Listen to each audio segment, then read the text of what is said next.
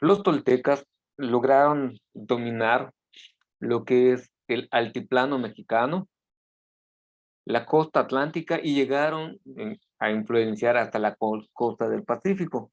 Eh, Como les comentaba en la clase anterior, ellos fueron la primera civilización que utilizaron el modelo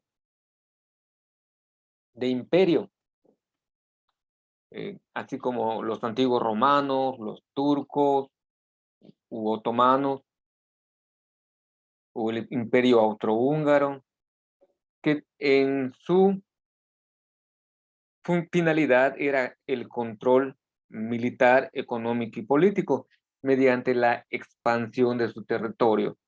Para ellos, entonces, la guerra fue un elemento principal dentro de su cultura y los militares o soldados agarraron una especie de jerarquía desde aquellos soldados, como veremos en la cultura tolteca, digo, en la cultura azteca, cuando veamos al guerrero jaguar y al guerrero águila, van a ser como soldados de élite, equivalente.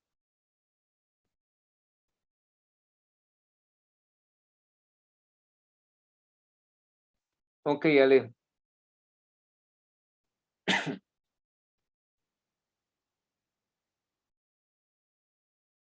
perdón, un poco de tos seca, pero no es COVID, te lo aseguro, así que pueden, los que deseen ir en marzo a la escuela, además tardan unos pocos días nada más.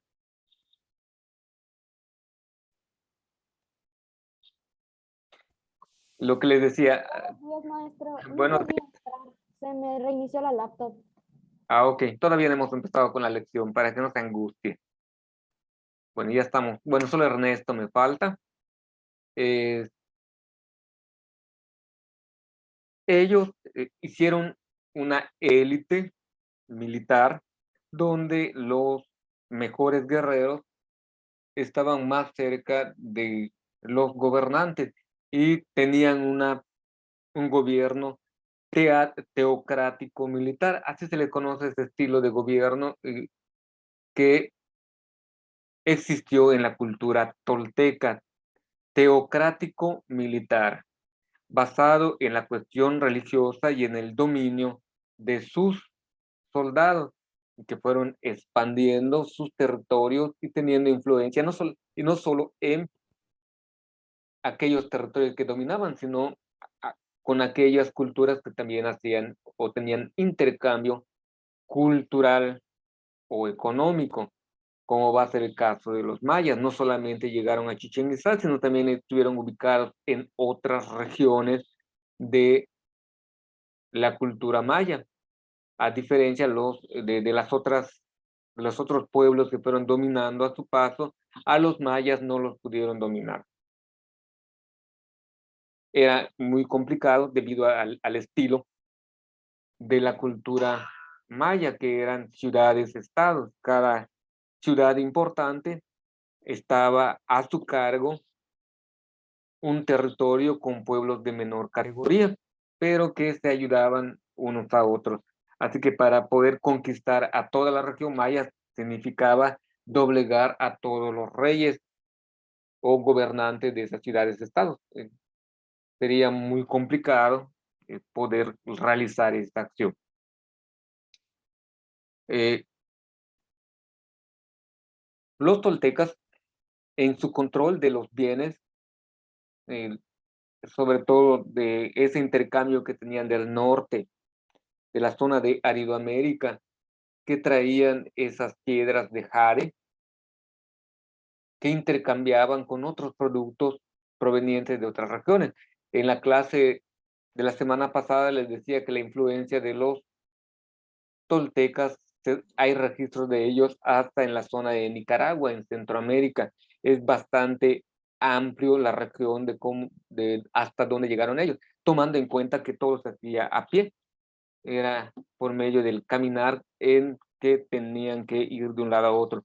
Y para que existiese una influencia cultural, se está hablando de que es un grupo numeroso de toltecas que fueron llegando hasta esas regiones con su influencia. Eso es muy significativo, porque si llegase, no sé, si hubiesen llegado solamente 3 trio-libaneses al estado de Yucatán, su influencia en la cultura yucateca sería mínima o no sería perceptible. Pero como llegó un buen grupo de personas que se apoyaron unos a otros y que crearon una infraestructura capaz o una red de apoyo entre ellos, la evidencia de la presencia de los libaneses en Yucatán es bastante evidente, sobre todo en la cuestión comercial.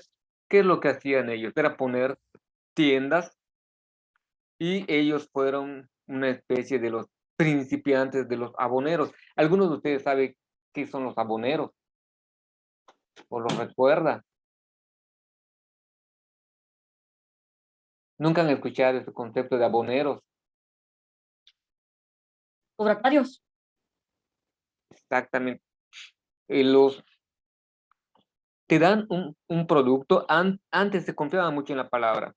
Pasaban los trio-libaneses con sus productos y te los ofrecían, lo que esté de moda, lo que era más reciente, y te lo dejaban para que tú se los vayas pagando poco a poco, en abonos o en pagos chiquitos. Ellos hicieron una red en las principales poblaciones, podemos encontrar evidencias de sirio-libaneses y casi todos ellos se dedicaban al comercio, ponían sus tiendas y se apoyaban unos con otros. Habían tiendas de telas, había tiendas de novedades, había tiendas de eh, víveres o ultramarinos que ellos comercializaban.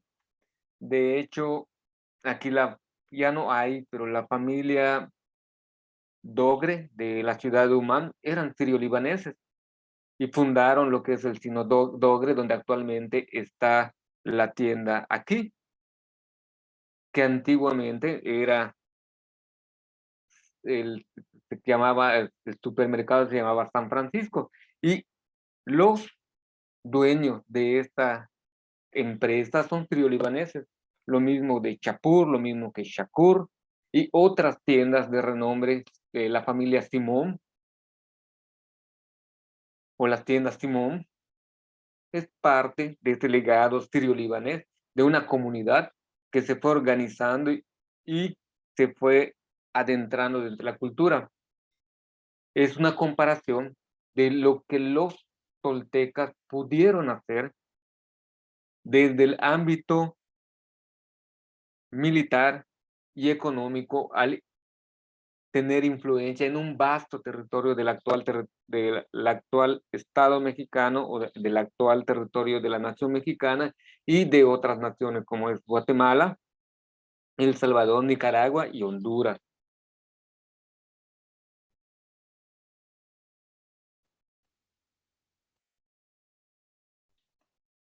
Con esta partecita acabamos el día de hoy. Las crónicas indígenas recogidas por los misioneros al principio de la época colonial hablan de un enfrentamiento entre Quetzalcóatl y Tezcatlipoca por el control de Tula o Toyán. Aunque en ocasiones se consideró que este relato era solo un mito, las evidencias arqueológicas de la revisión de las fuentes históricas han puesto de manifiesto que verdaderamente hubo una disputa interna en Toyan, Xicocotitlán. Una de las facciones estaba liderado por Acal Topilchin Quetzalcóatl, que terminó siendo expulsado de Toyan, Xicocotitlán, por los seguidores del culto a Tezcatlipoca. El conflicto político en la ciudad pudo haber tenido lugar en el siglo XII después de Cristo.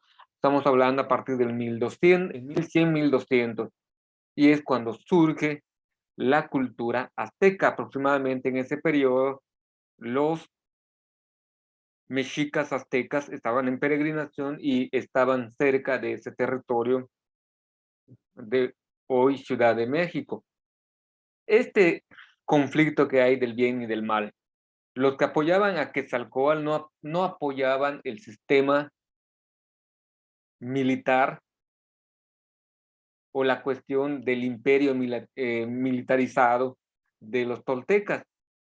Quetzalcóatl era más de llevar la ciencia, la sabiduría de un modo pacífico. Y esto era un conflicto interno entre dos poderes que existían dentro de ese gobierno. De hecho, en el listado que tienen puesto ustedes,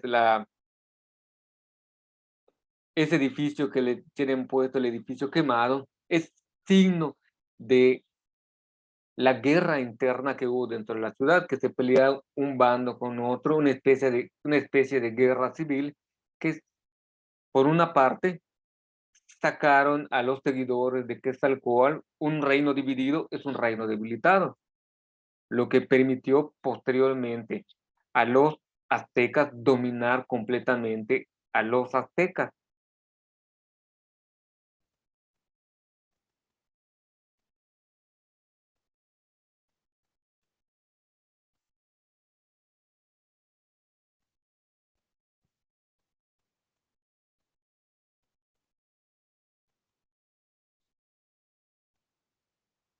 La imagen de Quetzalcóatl va a ser enigmática. Quetzalcóatl es el dios creador, es el dios de la sanación, es el dios de la ciencia, el dios de la artesanía, el dios del desarrollo, que buscaba por medios pacíficos llevar la civilización a todos los lugares. Hay evidencia de su presencia en Chichén Itzá, donde él enseña, o dicen que enseñó sobre matemáticas, sobre artesanías. Era un gobernante maestro, un gobernante que enseñaba oficios. Hay mucha literatura acerca de este personaje. Su contrario era el dios de la guerra. Era alguien que por medio de la guerra lograba la conquista y el dominio y el sometimiento de los demás pueblos. Eran dos visiones contrapuestas. Y al perder Quetzalcóatl y ser expulsado, como les mencioné, ese debilitamiento o esa división interna que tuvo el grupo de los toltecas propició a la rápida caída de ese imperio. Mientras ellos controlaban el centro, mientras ellas trataban de apaciguar todo lo que sucedía en la ciudad capital de la cultura tolteca, los demás grupos culturales se iban fortaleciendo y veían que ya no era una amenaza ese grupo para seguir sometiéndolo, debido a la debilidad que estaban presentando como grupo cultural. ¿Vale? Muy bien.